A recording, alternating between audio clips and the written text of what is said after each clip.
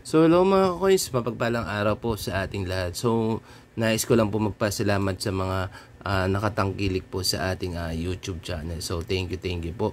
And syempre nais ko lang din po magpasalamat sa mga nakakapanood po ng ating mga video. So yun, sa video ito ating tatalakayin itong piso na 2004. So ilang variant po ba siya?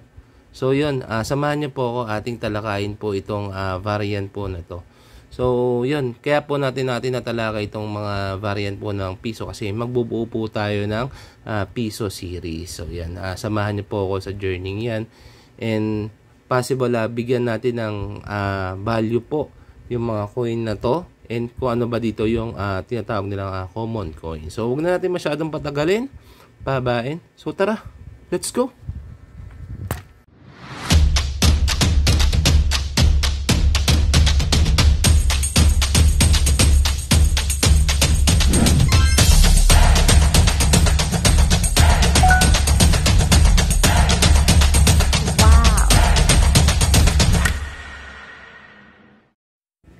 So hello mga coins, mapagpalang araw po ulit sa ating lahat. So maraming salamat po sa pagsuporta po ninyo sa ating YouTube channel. So yun, advice ko lang mga coins, kung maghahan po kayo, much better or mas maganda po kung magsimula po tayo sa mga piso variant. So napakadami pong variant yan. At the same time, kung alam po ninyo yung mga variant po yan, so possible kumita po tayo dito sa mga variant o varieties ng mga piso. So yun, isa pong ito sa mga variant po na ating tatalakayin. So hindi natin makukumpleto ang isang series kung wala po nito, or isang variant kung wala po nitong year na to. So yun, in this video ating tatalakayin itong 2004 na varieties or variant po. So ilang peraso ba sila, or ano ba yung may value dito, at ano po ba yung ating common coin yan. So yun,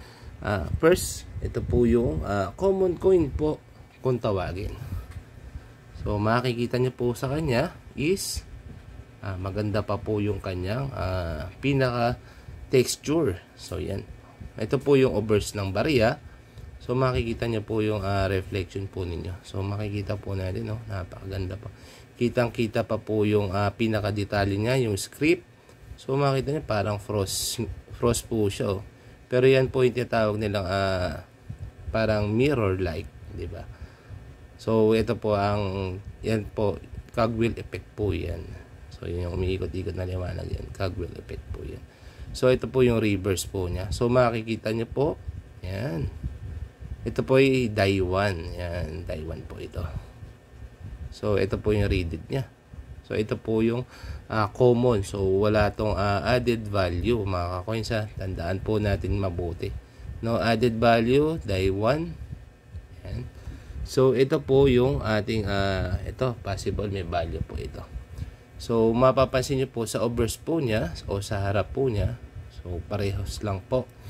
Or same lang po sila. Ay, nahulog pa. Lagi nahuhulog talaga pag nagko-content tayo ng ganyan. So, yun. So, yan. Lagi po tayo mangongolekta o magko-collect ng mga magandang coins. So, yan. So, malapit na. Siguro, possible mga 2025 madidemonetize na siguro to, or 2026. Possible ganun. Magiging NGC na lahat yung ating mga barya. So, yun. Try na po tayo mag-collect.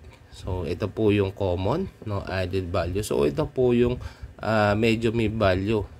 So, sa obverse po niya, normal. So, sa reverse po niya, so, makikita niya po, frost po siya.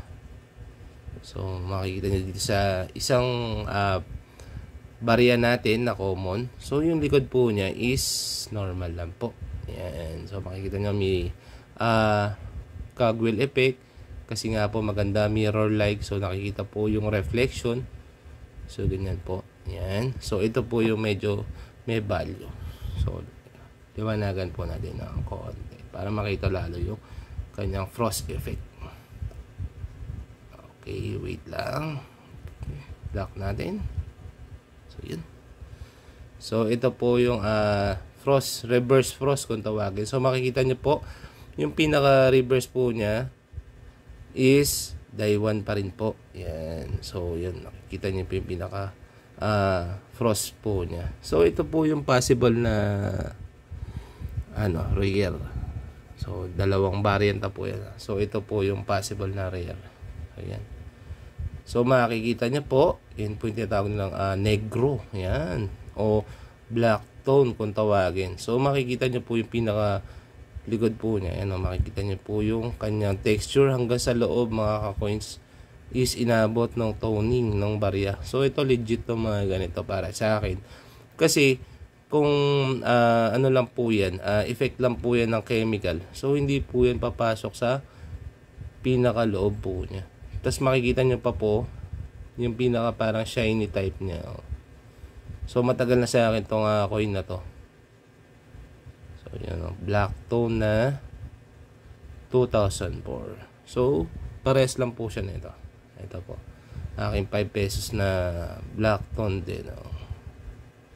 Kita niya po. So lagi po tayong magtatabi. Yung iba po kasi mapapansin nyo is dumi lang. Pero ito tignan nyo po yung toning niya. Iba. So yan, kita nyo naman po. So ito po yung black tone ko. Makikita nyo napakaganda po ng kanyang texture. So yan. So isa to sa mga isasama ko sa aking frame. Yung ating black tone. Parang greenish siya. Yan. I-timplay natin na maganda-ganda yung pinaka texture niya, kulay niya. Yan. So possible yung ganito. Yung ganito mga kois, yung reverse frost na barya is magkano ba to? Pwede natin ibenta na. Pag ganito kaganda mga kois, kasi itong mga ganito na diretso na to ng frame possible pwede nyo siyang ibenta ng 50 to 60 pesos yung ganito. Kasi medyo bihira na siyang mahanap yung mga reverse frost. So makikita nyo yung likod niya, ang ganda pa. So wala siyang masyadong, wala kang masasabi sa kanya na may mga tama siya, dent or dumi. Yan. Kita niyo naman, malinis, pulido at maganda. Di po ba? So ito possible hindi ko po siya mabibigyan ng price kasi sa totoo po niyan, bihira lang din ako o minsan lang ako makakita ng ganito. So pag ganito po kasi mga coins, lalo na kung ako pa lang yung nakikita kong may hawak, so hindi agad ako nagbibigay ng possible value. So yan. So makita niyo naman po yung ganda niya. Diba? So yun. Isa to sa mga isama ko. So bali 3 variant po yung aking ilalagay po sa aking frame. O possible kung may makita po tayo na overse frost nito. So kung meron po kayo, comment po kayo kung meron kayo overse frost na 2004 o kakaibang 2004. So i-message nyo po ako dito. Yan. So i-message nyo po ako sa aking FB account. So yan, pakilala po tayo, pakita po tayo ng screenshot po ng ating comment na sa ganun makilala ko po kayo kagad. So yan. So ito po pala yung mga nag-comment po sa ating last video. So ito po siya. Ito po sila. Yan. So maraming thank you po sa inyong pagsuporta po sa ating channel. So bibihira na lang po ako makagawa ngayon ng content, gawa na medyo busy. So naisisingit ko siya paunti-unti.